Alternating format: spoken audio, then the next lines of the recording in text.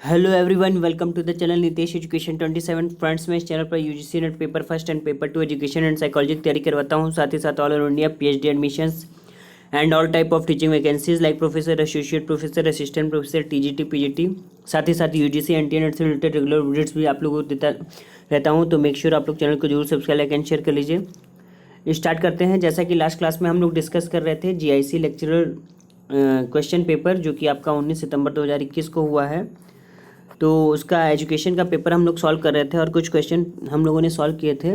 तो friends, start करने से पहले मैं आपको ये बताना चाहता हूँ कि अगर आप मैंने जो ये वीडियो सीरीज़ बनाई थी पार्ट 1 से लेकर के पार्ट 7 मैं बना चुका हूँ। अगर उसमें आप देखेंगे पार्ट 6 तक मैंने जो वीडियोज़ बनाई थी उससे लगभग 40 से 45 क्वेश्चंस उस वीडियो सीरीज़ से पूछे गए थे।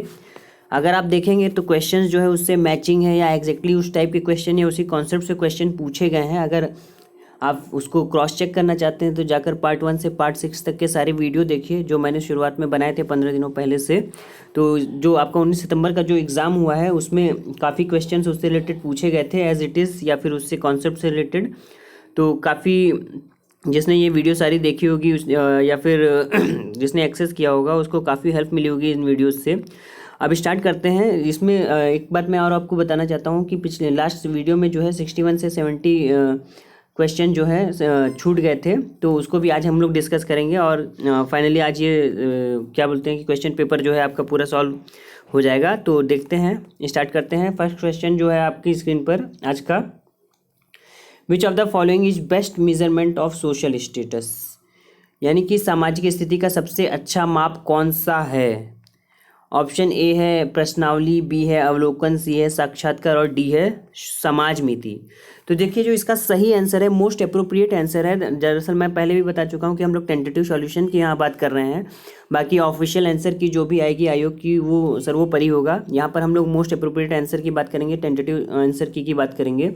तो ऑप्शन नंबर डी जो है सोशियोमेट्री, इसका जो है कि राइट आंसर होगा।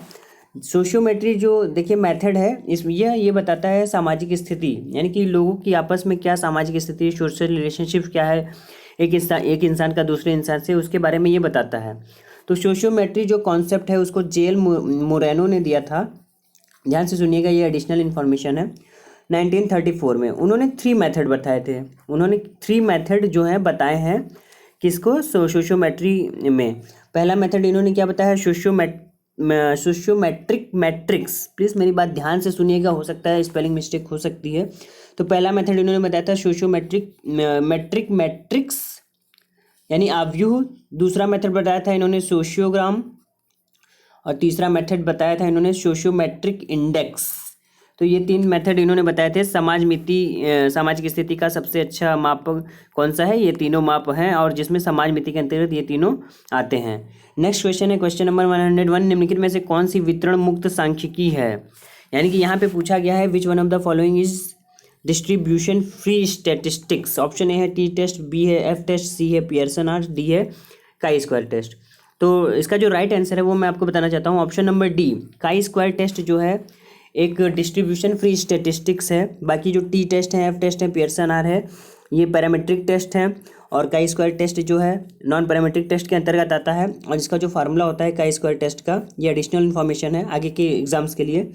Summation of chi square equal to summation of F O minus F E का whole of square divide by N. ठीक है, माफ़ कीजिएगा एन नहीं, divide by observe frequency F E. तो ये जो है काई स्क्वायर का फार्मूला होता है और ये डिस्ट्रीब्यूशन फ्री स्टैटिस्टिक्स है, नॉन पैरामेट्रिक टेस्ट है। ठीक है, तो ऑप्शन नंबर डी इसका सही आंसर है। नेक्स्ट क्वेश्चन है आपकी स्क्रीन पर, निम्नलिखित में से कौन विचलनशीलता का सर्वाधिक विश्वसनीय माप है। देखिए जो डेविएशन होता है वो एक्यूरेट डेविएशन किसके द्वारा हमें मिलता है। ऑप्शन ए है मीन डेविएशन, बी है क्वार्टाइल डेविएशन, सी है स्टैंडर्ड डेविएशन और डी है रेंज।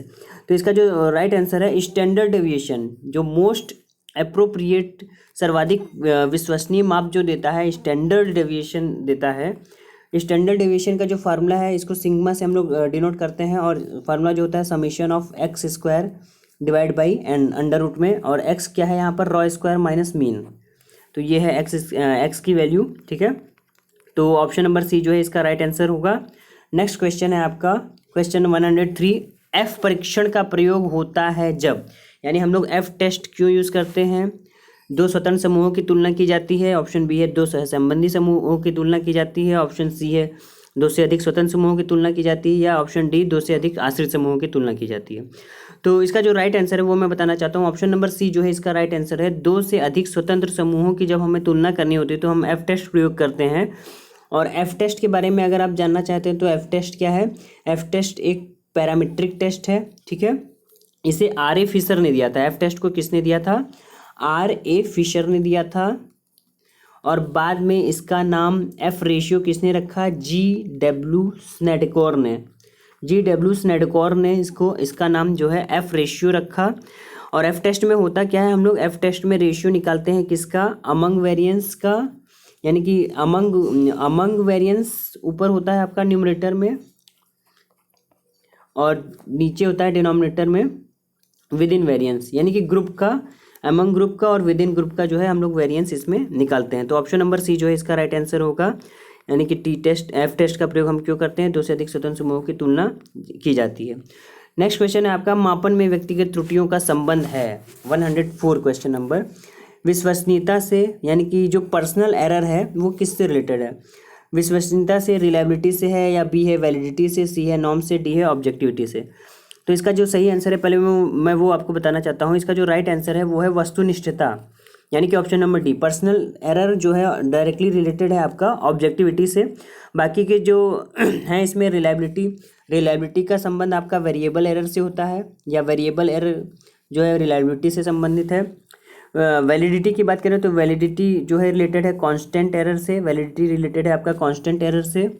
और मानक जो है नॉर्म्स जो है आपका इंटरप्रेटिव एरर से रिलेटेड होता है, इंटरप्रेटिव एरर, ठीक है। तो इंटरप्रेटिव एरर से रिलेटेड होता है, यानी राइट आंसर क्या होगा? वस्तुनिष्ठता।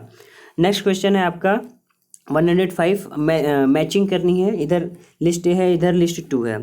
तो इसमें जो है इधर दे रखा है, देखिए प्रोजेक्टिव टेक्निक, एटीट्यूड, सी है क्रिएटिविटी, डी है एप्टीट्यूड। और इधर इससे संबंधित नाम दे रखे हैं जिनका इसमें यूज़ किया गया है, जैसे टॉरेंस टेक्निक है ना, टेक्निक सी शोर है, रोशार्क है, थर्स्टन है। तो इसका जो राइट आंसर है सबसे पहले मैं वो आपको बताना चाहता हूँ, ऑप्शन नंबर डी इसका जो है राइट आंसर है, यानी कि प्रोजेक्टिव टेक्निक्स जो है रोशार्क ने प्रोजेक्टिव टेक्निक्स में एक दिया है। जैसे कि लास्ट क्वेश्चन इससे पूछा भी था, कंस्ट्रक्शन टेक्स्ट जो है रोशार्क का इंक ब्लॉट टेस्ट, उसके बारे में सुना होगा आप लोगों ने। ये एक प्रोजेक्टिव टेक्निक है। उसके बाद बी जो एटीट्यूड स्केल है वो थर्स्टन के द्वारा दिया गया है, ठीक है। सृजनात्मकता टॉरेंस की जो है टेक्निक है क्रिएटिविटी की मापने की, क्रिएटिव मापने की, वो टॉरेंस के द्वारा दिया गया है। और अभिक्षमता एप्टीट्यूड की बात करें तो एप्टीट्यूड जो है सीशोर के द्वारा दिया गया है, ठीक है। एप्टीट्यूड टेस्ट जो है सीशोर के द्वारा दिया गया है। तो ऑप्शन नंबर डी जो है इसका सही आंसर होगा। नेक्स्ट क्वेश्चन है, थर्स्टन की युग्म तुलना विधि दौरान मुख्य रूप से किसका मापन किया जाता है? देखिए Thurston method of paired comparison, तो अभी जस्ट यहाँ डिस्कस किया। देखिए क्वेश्चन बहुत ही अच्छा एग्जामिनर भी पूछ रहा है। यहाँ पे जस्ट दिया है एटीट्यूड स्कोर किससे रिलेटेड है? थर्स्टन से। और यहीं पे उससे जस्ट नीचे क्वेश्चन पूछ लिया कि थर्स्टन का जो मेथड ऑफ कंपैरिजन मेथड है किसके लिए है? तो ऑप्शन नंबर सी इसका सही आंसर है, एटीट्यूड के लिए है, ठीक है। एटीट्यूड मेजर करता है, ठीक है। नेक्स्ट क्वेश्चन है आपका स्क्रीन पर, क्वेश्चन नंबर 107, निम्नलिखित में से कौन सा ब्लूम के संज्ञानात्मक पक्ष के वर्गीकरण का भाग नहीं है? यानी कि दो ब्लूम्स टैक्सोनॉमी है, उसमें जो कॉग्निटिव डोमेन है बेंजामिन एस ब्लूम का, उसमें कौन सा ये पार्ट नहीं है? तो नॉलेज है, बी है एनालिसिस, सी है परसेप्शन, डी है इवैल्यूएशन। तो इसका जो राइट आंसर है ऑप्शन नंबर सी इसका राइट आंसर है। परसेप्शन जो है ब्लूम्स टैक्सोनॉमी के कॉग्निटिव डोमेन का पार्ट नहीं है, ठीक है। अब कॉग्निटिव डोमेन के पार्ट कौन से हैं? तो अगर हम बात करें तो सबसे पहले नॉलेज लेवल आता है, फिर अंडरस्टैंडिंग लेवल है, फिर नॉलेज के बाद अंडरस्टैंडिंग के बाद है एप्लीकेशन लेवल के बाद आता है एनालिसिस, फिर सिंथेसिस, फिर इवैल्यूएशन। यानी कि 6 स्टेप्स हैं यहाँ से यहाँ तक। और बाद में इसको अपडेट भी किया गया है ब्लूम्स टैक्सोनॉमी को 2001 में, जहाँ पर केवल जो चेंजेस हुए वो मैं बता रहा हूँ। नॉलेज लेवल के स्थान पर आपका रिमेम्बरिंग आ गया है, अंडरस्टैंडिंग के स्थान पर माफ़ कीजिएगा कॉम्प्रिहेंशन के कॉम्प्रिहेंशन के स्थान पर अंडरस्टैंडिंग आ गया है, या यहाँ पे कॉम्प्रिहेंशन कर दिया गया है, केवल ऐसे समझिए। एप्लीकेशन है, फिर उसके बाद जो सिंथेसिस है, सिंथेसिस को हटा के यहाँ पे इवैल्यूएशन कर दिया गया है, इवैल्यूएशन, और लास्ट में जो इवैल्यूएशन स्टेप था उसको क्रिएटिव बना दिया गया, या क्रिएट करना। तो ये इसका जो है कि करेक्शन किया गया है इसमें, ठीक है। नेक्स्ट है आपका क्वेश्चन नंबर 108, निम्नलिखित में से कौन वैधता का एक प्रकार नहीं है, यानी कि विच is not the types of validity following option में। तो ऑप्शन नंबर जो ए है कंटेंट वैलिडिटी, बी है कॉन्सेप्ट वैलिडिटी, सी है क्राइटेरियन, डी है कंस्ट्रक्ट वैलिडिटी। तो इसका जो राइट आंसर है वो ऑप्शन नंबर बी है इसका राइट आंसर। कॉन्सेप्ट वैलिडिटी का कोई किसी भी प्रकार का टाइप नहीं है, ऑप्शन नंबर बी जो है इसका सही आंसर है। नेक्स्ट क्वेश्चन है आपका 109, भाटिया बैटरी टेस्ट में कितने सब टेस्ट हैं, how many sub test are there in Bhatia battery, 2, option B है 4, ऑप्शन सी है 5, ऑप्शन डी है 6। तो इसका जो राइट आंसर है वो मैं आपको बताना चाहता हूँ, ऑप्शन नंबर सी, 5 सब टेस्ट हैं भाटिया बैटरी टेस्ट में, ठीक है। ये एक इंटेलिजेंस टेस्ट है, इसके बारे में साथ साथ मैं ये बताना चाहता हूँ, ये इंडियन इंटेलिजेंस टेस्ट है भाटिया बैटरी टेस्ट, ठीक है, जिसके 5 सब टेस्ट हैं। नेक्स्ट क्वेश्चन है आपका, फार्मूला आपको बताना है बहुलांक का, यानी mode can be obtained by. तो मोड का जो राइट फार्मूला है ऑप्शन नंबर सी इसका सही आंसर है, mode equal to 3 median minus 2 mean, mode equal to 3 median minus 2 mean, option number C जो है इसका सही आंसर होगा, mode equal to 3 median minus 2 mean. Next question है आपका क्वेश्चन नंबर 111, इसमें यहाँ पर इधर लिस्ट 1 दे रखी है, यानी साइकोलॉजिस्ट के नाम है, और इधर आपका दे रखा है उनके द्वारा दिए गए मेथड माफ कीजिएगा। तो ऑप्शन ए है, इधर देखिए BF स्किनर है, नॉर्मन क्राउडर है, थॉमस गिलबर्ट है, EL थॉर्नडाइक है। इधर मैथेटिक्स, रेखीय अभिक्रम, स्वानुदेशन प्रणाली और साक्षी अभिक्रम। तो इसका जो सही आंसर है सबसे पहले वो मैं डिस्कस करना चाहता हूँ आपसे, option number A, option number A जो है इसका सही आंसर है, यानी कि A2, यानी BF स्किनर ने जो दिया है प्रोग्राम, लीनियर प्रोग्रामिंग पे काम किया है। लीनियर प्रोग्रामिंग किसके द्वारा दी गई, BF स्किनर के द्वारा दी गई है। उसके बाद बी फ्री, नॉर्मन क्राउडर ने क्या दिया है, ब्रांचिंग प्रोग्रामिंग। देखिए जो प्रोग्राम इंस्ट्रक्शन है इसके 2 पार्ट है, लीनियर प्रोग्रामिंग और ब्रांच प्रोग्रामिंग। लीनियर प्रोग्रामिंग को BF स्किनर ने दिया है, ब्रांच प्रोग्रामिंग को नॉर्मन एन क्राउडर ने दिया है। ये क्वेश्चन बार बार रिपीट हो रहा है, नॉर्मन एन क्राउडर वाला, इसको ध्यान से पढ़िएगा आगे के एग्जाम्स के लिए। और आगे अगर हम देखें तो जो थॉमस गिलबर्ट हैं उन्होंने मैथेटिक्स दिया है, और ऑप्शन नंबर 4 जो है EL थॉर्नडाइक, इन्होंने fundamental idea about self instruction material की बात की है, EL थॉर्नडाइक ने। तो ऑप्शन नंबर ए जो है इसका राइट आंसर है। नेक्स्ट क्वेश्चन है आपकी स्क्रीन पर, निम्नलिखित में से कौन ग्लेजर के बुनियादी शिक्षण प्रतिमान का आवश्यक अवयव नहीं है, यानी जो ग्लेजर का बेसिक टीचिंग मॉडल है उसके अकॉर्डिंग कौन सा जो है ऑप्शन यहाँ पर गलत है। तो पहला ऑप्शन है इंस्ट्रक्शनल ऑब्जेक्टिव, बी है एंटरिंग बिहेवियर, सी है सिलेक्शन ऑफ स्टिमुली, और डी है परफॉर्मेंस असेसमेंट। देखिए ग्लेजर मॉडल से भी क्वेश्चन रिपीट हुआ है, जो मैंने वीडियो अभी मैं आपका डिस्कस कर रहा था शुरुआत में कि जो मैंने वीडियो बनाया है उसमें से क्वेश्चन पूछे गए थे। तो ग्लेजर मॉडल से भी क्वेश्चन जो है एज इट इज़ पूछा गया था। तो इसका जो सही आंसर है ऑप्शन नंबर ए, यानी कि सिलेक्शन ऑफ स्टिमुली ऐसा कोई स्टेप नहीं है ग्लेजर मॉडल में। तो जो पहला स्टेप है इंस्ट्रक्शनल ऑब्जेक्टिव्स है, दूसरा है एंटरिंग बिहेवियर है, तीसरा जो सिलेक्शन ऑफ स्टिमुली है उसकी जगह पर ग्लेजर ने बताया है इंस्ट्रक्शनल प्रोसीजर की बात की है, इंस्ट्रक्शनल प्रोसीजर की बात की है ग्लेजर ने, ठीक है। और लास्ट जो है परफॉर्मेंस असेसमेंट, और ये सारी चीज़ें एक फीडबैक लूप द्वारा जुड़ी हुई हैं, ठीक है। तो ये बताया था रॉबर्ट ग्लेजर ने। तो ऑप्शन नंबर सी जो है इसका राइट आंसर होगा कि ये उद्दीपक चयन जो है इसका कोई भी भाग किसी भी टाइप का नहीं है। नेक्स्ट क्वेश्चन आपकी स्क्रीन पर है, निम्नलिखित में से कौन सा एक विकल्प अभिक्रमित अनुदेशन का एक मूलभूत सिद्धांत नहीं है। यहाँ पर आपको बताना है which is not a fundamental principle of programmed instruction. Option A है principle of immediate reinforcement, B है principle of active responding, C है प्रिंसिपल ऑफ स्टूडेंट टेस्टिंग, और डी है प्रिंसिपल ऑफ स्पॉन्टेनियस रिकवरी। तो इसका जो राइट आंसर है वो मैं आपको बताना चाहता हूँ, इसका राइट आंसर है प्रिंसिपल ऑफ स्पॉन्टेनियस रिकवरी। ये जो है कि फंडामेंटल प्रिंसिपल नहीं है प्रोग्राम इंस्ट्रक्शन का, बाकी का जो तत्काल पुनर्बलन है, सक्रिय अनुक्रिया है और छात्र परीक्षण का सिद्धांत है, ये तीनों जो है इसके मूलभूत सिद्धांत में माने जाते हैं। क्वेश्चन नंबर 114 है आपकी स्क्रीन पर, निम्नलिखित में से कौन सा संस्थागत नियोजन कार्य नहीं है, यानी कि which is of the following is not a function of institutional planning. Option A है आपका promoting utilization of available resources, ठीक है। नेक्स्ट है to bring about change at national level, C है to bring about improvement of institution, और D है solving institutional problems. तो देखिए यहाँ पर संस्थागत नियोजन की बात करें तो पूछा है कार्य नहीं है, कार्य नहीं है, तो इसमें जो उपलब्ध संसाधनों के प्रयोग को उन्नत करना है, ये तो कार्य है, बिल्कुल है। संस्थान में सुधार करना, ये भी बिल्कुल सही बात है, ये इंस्टीट्यूशनल प्लानिंग का एक पार्ट है। और सॉल्विंग इंस्टीट्यूशनल प्रॉब्लम्स, ये भी जो है कि मूलभूत है। लेकिन ऑप्शन बी भी कहीं से गलत नहीं है, फिर भी यहाँ पर मोस्ट अप्रोप्रिएट ऑप्शंस की हम लोग बात कर रहे हैं, तो इसमें जो प्राइमरी ऑप्शंस है उसे ही हम मान लेकर चलेंगे। और जो सेकेंडरी गोल है हमारा, जैसे राष्ट्रीय स्तर पर परिवर्तन लाना, ये गोल हो सकता है, ये परिवर्तन है, लेकिन ये डायरेक्टली इन्फ्लुएंस नहीं करेगा। यानी कि अगर हम बात करें संस्थागत नियोजन का कार्य क्या नहीं है, राष्ट्रीय स्तर पर परिवर्तन लाना, यहाँ मान सकते हैं। मैं ये नहीं कह रहा हूँ कि यहाँ मान नहीं सकते हैं, यहाँ मान सकते हैं, लेकिन ये जरूरी नहीं कि ये सही ही हो, ये गोल इसका नहीं है, ऐसा नहीं है। राष्ट्रीय स्तर पर परिवर्तन लाना भी एक पर्पज़ है, कहीं कहीं कभी किसी बुक में आपको ये दिखेगा, लेकिन यहाँ पर मोस्ट अप्रोप्रिएट ऑप्शंस की बात कर रहे हैं, तो जो मूलभूत बेसिक हैं, मोस्ट इम्पॉर्टेंट है, ये तीनों हैं, क्योंकि इंस्टीट्यूशन के डायरेक्ट कांटेक्ट में है ये सारी चीज़ें। और राष्ट्रीय स्तर पर जो परिवर्तन लाना है वो भी एक लक्ष्य है, लेकिन ये इनडायरेक्टली है। तो ऑप्शन नंबर बी जो है इसका सही आंसर होना चाहिए। नेक्स्ट क्वेश्चन है आपका, कथनों को पढ़िए और तथा सही विकल्प का चयन कीजिए। क्या है देखिए, distance education offers a good choice for those learners who, यानी कि डिस्टेंस एजुकेशन किन लोगों के लिए बहुत ही अच्छी सुविधा प्रदान करता है, विकल्प प्रस्तुत करता है।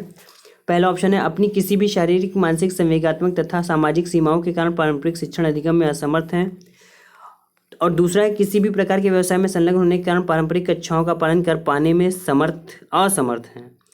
तो देखिए यहाँ पर अच्छा विकल्प प्रस्तुत करता है, ये बात की गई है क्वेश्चन। तो सबसे पहले मोस्ट प्राइमरी जो गोल है डिस्टेंस एजुकेशन का, डिस्टेंस एजुकेशन इसीलिए खोले ही गए थे कि जो the person who are engaged in some employment and are unable to attend the regular classes in college और यूनिवर्सिटी, यानी कि वो लोग जो कि कॉलेज और यूनिवर्सिटी में रेगुलर क्लासेज अटेंड नहीं कर पा रहे हैं, जो कहीं पे जॉब कर रहे हैं, उन्हीं के लिए डिस्टेंस एजुकेशन का कॉन्सेप्ट लाया गया था।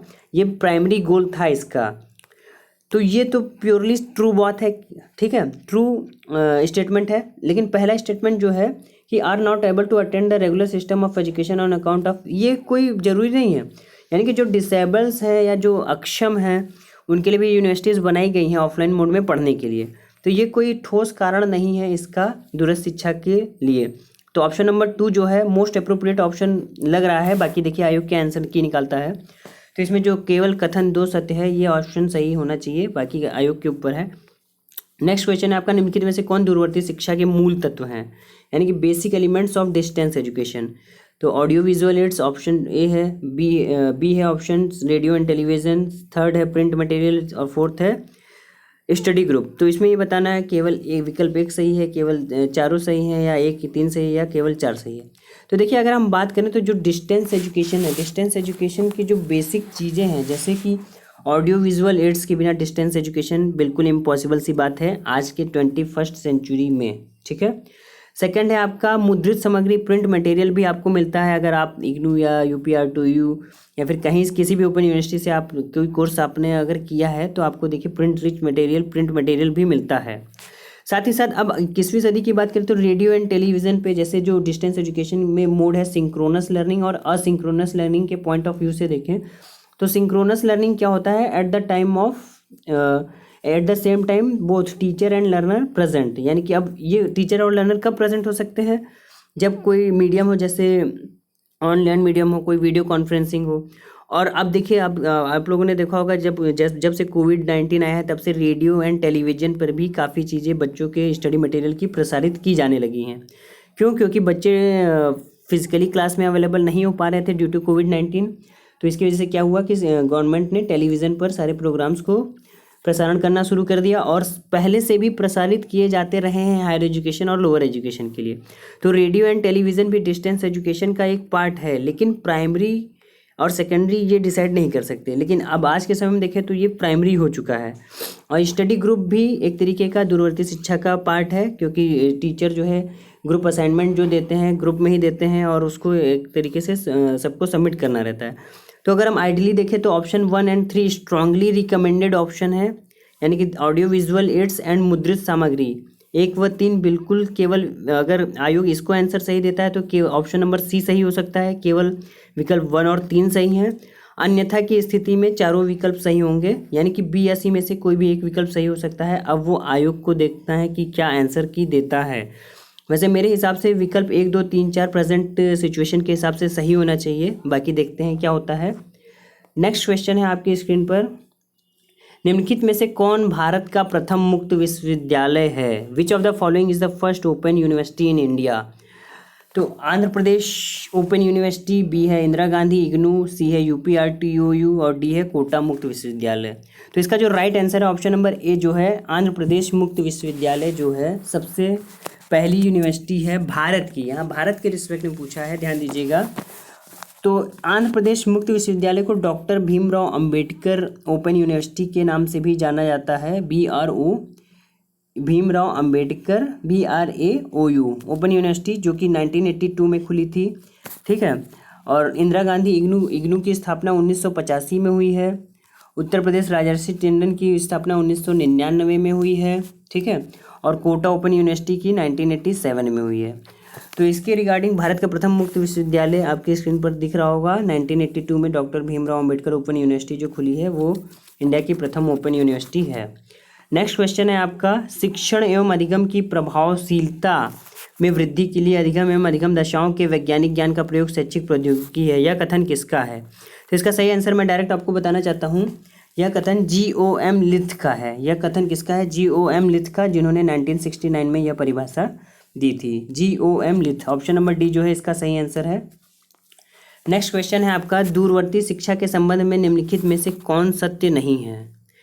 अब यहाँ पर ये बताना है कौन सा गलत है, ठीक है। अब यह अध्ययन के लिए पश्च संपादित पाठ्यक्रम को आधार के रूप में उपयोग करता है। बी है पाठ्यचर्या और सामग्री में यह लचीला होता है। यह वंचितों के लिए अवसर प्रदान करता है। यह स्वनिर्देशन सामग्री का उपयोग करता है।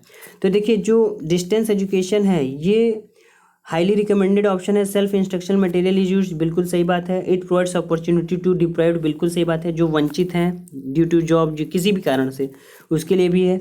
It is flexible in curriculum and content, ये फ्लेक्सिबल भी है, आवश्यकता अनुसार इसे मॉडिफाई किया जा सकता है। लेकिन जो ऑप्शन नंबर ए है वो मोस्ट अप्रोप्रिएट नहीं लग रहा है। क्यों? It uses post produce courses as basis for study, ये सत्य नहीं है। अब देखिए ऑप्शन आयोग क्या देता है, ऑप्शन ए देता है या ऑप्शन सी देता है, देखना है। वैसे यहाँ फिलहाल ऑप्शन नंबर ए जो है सही है, सत्य नहीं है। नेक्स्ट क्वेश्चन क्या है, निम्नलिखित को उनके सही कालक्रम के अनुसार व्यवस्थित करते हुए सही विकल्प का चयन कीजिए। तो भारत में प्रथम पत्राचार शिक्षा, फिर ब्रिटेन में मुक्त विश्वविद्यालय, USA में प्रथम और भारत में प्रथम मुक्त विश्वविद्यालय। तो सबसे पहले आपको बता देना चाहता हूँ, जो भारत में प्रथम पत्राचार शिक्षा यानी कि कॉरेस्पॉन्डेंस एजुकेशन जो इंडिया में आया है वो 1962 में आया है। अगर आगे बात करें ब्रिटेन में प्रथम मुक्त विश्वविद्यालय की बात करें तो ये 1969 में आया है। USA में प्रथम मुक्त विश्वविद्यालय 1970 में आया है और 1982 में आया है। भारत में प्रथम मुक्त विश्वविद्यालय अभी जस्ट हम लोग डिस्कस कर ही रहे थे। तो अकॉर्डिंग टू दिस हम लोग देखें तो ऑप्शन नंबर सी जो है इसका सही आंसर है 1, 2, 3, 4, यानी कि पहले पत्राचार शिक्षा आई है, ठीक है। फिर उसके बाद 1969 में आया है ब्रिटेन का मुक्त विश्वविद्यालय, फिर आपका सी है USA का, फिर डी है भारत में प्रथम मुक्त विश्वविद्यालय। तो ऑप्शन नंबर सी जो है इसका सही आंसर है। अब नेक्स्ट क्वेश्चन बात करते हैं, जो क्वेश्चंस छूटे थे लास्ट क्लास में, 61 क्वेश्चन नंबर। यहाँ पर देखिए आपका लिस्ट दे रखा है, अर्ध विक्षेद विधि, निकष विधि, ठीक है, और उसके बाद इतिहास प्रभाव, हिस्टोरिकल इफेक्ट, और डी है हॉथर्न इफेक्ट। तो इसका जो राइट आंसर है सबसे पहले वो मैं आपको बताना चाहता हूँ, ऑप्शन नंबर सी जो है इसका सही आंसर होगा। यानी कि जो स्प्लिट हाफ मेथड है, split half method reliability of tool, ये रिलायबिलिटी का एक टूल है। क्राइटेरियन मेथड जो है ये आपका वैलिडिटी का टूल है। हिस्टोरिकल इफेक्ट जो है ऑब्जेक्टिविटी से रिलेटेड होता है। और हॉथर्न इफेक्ट जो है आपका, हॉथर्न इफेक्ट एक्सटर्नल वैलिडिटी को शो करता है। हॉथर्न इफेक्ट किसको शो करता है? एक्सटर्नल वैलिडिटी को शो करता है। नेक्स्ट क्वेश्चन की बात करें तो नेक्स्ट क्वेश्चन आपकी स्क्रीन पर है, अनुसंधान की किस अवस्था पर संबंधित साहित्य का अध्ययन सबसे कम प्रासंगिक होता है? यानी कि जो रिव्यू ऑफ रिलेटेड लिटरेचर है लीस्ट रिलेवेंट किस स्टेज पे है? Identification of the problem, studying the problem, data collection या डेटा एनालिसिस। तो देखिए आइडेंटिफिकेशन ऑफ द प्रॉब्लम पे तो मोस्ट रिलेवेंट होगा, डेटा समस्या बताने में, स्टेटिंग द प्रॉब्लम। अच्छा, अगर देखिए यहाँ पर स्टेटमेंट ऑफ द प्रॉब्लम होता तो यहाँ पर लीस्ट रिलीवेंट हो जाता, लेकिन यहाँ पर केवल ये लिखा है स्टेटिंग द प्रॉब्लम, समस्या बताने में, तो यहाँ पर ये जो है प्रासंगिक हो जाता है, काफ़ी प्रासंगिक हो जाता है, क्योंकि किसी भी समस्या को बताने के लिए पहले उसका बैकग्राउंड हमें पता होना चाहिए, और बैकग्राउंड हमें कहाँ से पता चलता है, आरओएल से पता चलता है। और डेटा एनालिसिस करते हैं तो भी हम रेफरेंस देते हैं पिछले आरओएल्स का, पिछली स्टडी का, तो यह भी बहुत ही इंपॉर्टेंट है आरओएल। लेकिन लिस्ट इंपॉर्टेंट की बात करें तो डेटा कलेक्शन में हमें केवल कैलकुलेशन करना होता है, केवल statistical inference calculation, data calculation करना होता है, तो यहाँ पर जो है कि सबसे कम प्रासंगिक समझ में आ रहा है आरओएल, तो ऑप्शन नंबर सी जो है इसका राइट आंसर होना चाहिए। बाकी देखिए आयोग के आंसर की लगता है। नेक्स्ट क्वेश्चन है आपका, निम्नलिखित में से कौन सा उपकरण अंतराल माप पर प्रदत्त नहीं देता है, यानी कि which tool among the following does not give data on interval scale. तो देखिए जो ऑप्शन नंबर ए है इसका मोस्ट अप्रोप्रिएट ऑप्शन होना चाहिए। चेकलिस्ट जो है चेकलिस्ट जो है does not give data on interval scale. Next question है आपका, अनुसंधान परिणामों की असंगतता का अर्थ है, यानी कि list of consistency in research findings amount to. अब देखिए कंसिस्टेंसी और रिलायबिलिटी और वैलिडिटी इतना इंपॉर्टेंट टॉपिक है कि लगभग 5 से 6 क्वेश्चन 10 क्वेश्चन हमेशा पूछे जा रहे हैं इससे। तो ऑप्शन नंबर बी जो है इसका राइट आंसर होगा, विश्वसनीयता की कमी, यानी कि lack of reliability is directly proportional to consistency of the test. ठीक है, तो ऑप्शन नंबर बी जो है इसका सही आंसर होगा। नेक्स्ट क्वेश्चन है, माफ कीजिएगा, महिलाओं और पुरुषों की चिंता के माध्य प्राप्तांकों की तुलना हेतु न्यायादर्श का चयन किया जाता है, यानी कि the mean anxiety scores of males and females will be compared by collecting data from a sample selected through, यानी कि which type of sampling we can used. सौदेश्य न्यायादर्श चयन विधि यानी पर्पजिव सैम्पलिंग मेथड, बी है रैंडम सैम्पलिंग, सी है stratified, D है क्लस्टर सैम्पलिंग मेथड। तो देखिए यहाँ पर पर्पजिव सैम्पलिंग मेथड बिल्कुल नहीं होगा, और यहाँ रैंडम सैम्पलिंग मेथड भी नहीं होगा। क्यों? क्योंकि रैंडम सैम्पलिंग मेथड में हम लोग जो सब्जेक्ट को चुने जाने की प्रोबेबिलिटी होती है, equal chance of selection and rejection, और इंडिपेंडेंसी होती है। लेकिन जो स्ट्रेटिफाइड रैंडम सैम्पलिंग है, स्ट्रेटिफाइड सैम्पलिंग मेथड है, इसमें देखिए स्ट्रेटा में बदल देते हैं सैंपल्स को। अब जैसे यहाँ पर सैंपल्स को इन्होंने स्ट्रेटा में बदला है, मेल फीमेल 2 स्ट्रेटा यानी 2 स्तर पे बांट दिया है सैंपल्स को। लेकिन रैंडम सैम्पलिंग में क्या है, हम टोटली ओवरऑल में से सैंपल्स को सेलेक्ट करते हैं। तो जब हम स्ट्रेटा में बांट देते हैं सैंपल्स को, तो यहाँ पर स्ट्रेटिफाइड सैम्पलिंग मेथड यूज़ होगा। क्लस्टर सैम्पलिंग मेथड बहुत ही बड़े लेवल पे होता है, समूह में यूज़ होता है, ज्योग्राफिकल एरिया में होता है, तो ये यहाँ पर ये भी नहीं होगा। तो मोस्ट अप्रोप्रिएट ऑप्शन जो है स्ट्रेटा या स्ट्रेटिफाइड सैम्पलिंग मेथड यहाँ पर होना चाहिए। ऑप्शन नंबर सी जो है माफ कीजिएगा इसका सही आंसर होगा। नेक्स्ट क्वेश्चन है आपकी स्क्रीन पर, यदि किसी शोध में प्राप्त उपलब्धि प्राप्तांक समजाती हो तो ऐसे प्राप्तांकों का मानक विचलन होगा। अब यहाँ पर क्वेश्चन सबसे पहले समझने की जरूरत है, if in any study the achievement scores are homogeneous then standard deviation of these scores will be. अब यहाँ पर देखिए क्या है, 1 से कम, 1 से ज़्यादा, 0 से ज़्यादा, 0 के बराबर। तो अगर हम बात करें तो यहाँ पर मान लीजिए एक छोटा सा एग्जांपल लेते हैं, उससे आपको समझ में आएगा। मान लीजिए x1, x2, x3, x4 5 score हैं आपके पास x5 तक, और जो कि जब स्कोर्स होमोजीनियस हो तो यानी कि मान लीजिए सबको कितने मिले, 10-10 मार्क्स मिले, यानी सबका स्कोर कितना है, 10-10 है। अब जब हम इसका मीन निकालेंगे x बार, तो ये क्या हो जाएगा, सबको ऐड करेंगे तो 50/5, 5 सैंपल है, यानी मीन स्कोर 10 आ गया। अब यहाँ पर स्टैंडर्ड डेविएशन की बात कर रहा है, ज़्यादा होगा या कम होगा। अब आप याद रखिएगा मीन स्कोर 10 आया है, ठीक है। तो अब स्टैंडर्ड डेविएशन का फार्मूला जो होता है आपको पता है, summation of x minus X bar का whole of square divide by n। अब यहाँ पर देखिए सारे x यानी जितने रॉ स्कोर हैं, 5 रॉ स्कोर की वैल्यू 10 है, और यहाँ मीन भी जो है हमारा 10 आया। तो हर बार 10 और 10 आएगा तो हर बार वैल्यू पूरी 0 हो जाएगी। माफ कीजिएगा, यानी हर बार जो सिग्मा आएगा 0 आएगा ओवरऑल। तो जब सिग्मा 0 आएगा तो यहाँ पर स्टैंडर्ड डेविएशन क्या होना चाहिए, माध्य विचलन आपका होना चाहिए माफ कीजिएगा, माध्य विचलन आपका होना चाहिए 0। ऑप्शन नंबर डी जो है इसका सही आंसर होना चाहिए। नेक्स्ट क्वेश्चन है आपका क्वेश्चन नंबर 67,